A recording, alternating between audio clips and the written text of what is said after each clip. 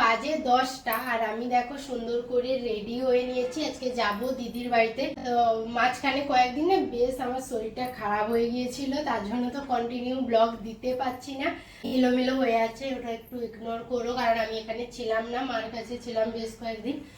কালকেই এসছি আর আজকে এখন যাচ্ছি দিদির বাড়ি। ওর বাড়িতে এখন আছে লাঞ্চের ব্যবস্থা দুপুরে, তাই এখন থেকে তো আমি রেডি হয়ে নিয়েছি, এখন থেকে যাব না, যেতে অনেকটা লেট হবে। দেখা যাক কটার দিকে যাওয়া যায়। আর একজন তো আজকে যাবে না আমার সঙ্গে, আমি মার বোনের সঙ্গে যাচ্ছি। ওর এক জায়গায় আছে ঠাকুরের প্রসাদের নিমন্ত্রণ, তাই ওখানে যাবে। দেখো আমি আজকে আমার গায়ে হলুদের ওই শাড়িটা পরেছি, কেমন লাগছে জানিও কমেন্টে। আর এই শাড়িটা না প্রথমবার আমি এরকম করে পরলাম, দেখছি বেশ ভালো লাগছে।